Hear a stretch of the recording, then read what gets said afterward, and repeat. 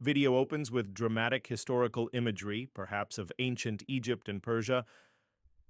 Ever heard of a battle won with cats? No, I'm not kidding. This is the incredible and frankly bizarre story of the Battle of Pelusium in 525 BC. It's a tale where psychological warfare took a very furry turn.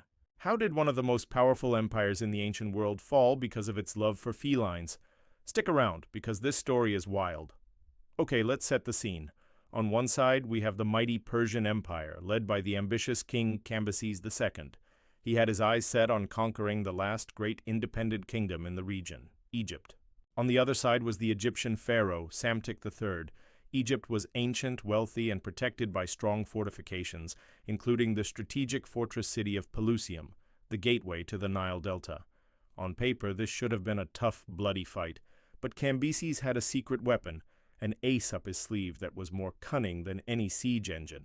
Cambyses was a clever strategist. He knew that simply throwing his army at the walls of Pelusium would be costly. He needed an edge, and through his intelligence network, or perhaps just a keen understanding of culture, he learned something vital about the Egyptians. They worshipped cats. Specifically, the goddess Bastet, often depicted with the head of a cat, was one of their most revered deities. Cats were sacred. Harming a cat, even accidentally, could result in a death sentence. For the Egyptians, these animals were the living embodiment of a divine power. So what did Cambyses do with this information? Something absolutely genius and ruthless. As his army advanced on Pelusium, he ordered his soldiers to gather as many cats as they could find. Accounts differ, but the plan was audacious. Some sources say the Persian soldiers painted cat images on their shields. Others, more dramatically, claim they carried live cats into battle, essentially using them as furry, purring shields. Can you just imagine the scene? A massive Persian army marching forward, not just with swords and spears, but with hundreds of cats. Now, put yourself in the shoes of an Egyptian archer on the walls of Pelusium. You're trained to rain down arrows on any enemy that approaches. But as you draw your bow, you see that the soldier in your sights is holding a cat, a sacred animal you've been taught your entire life to protect. What do? Do you fire and risk the wrath of the goddess Bastet, committing a terrible act of sacrilege? Or do you hold your fire and let the enemy advance?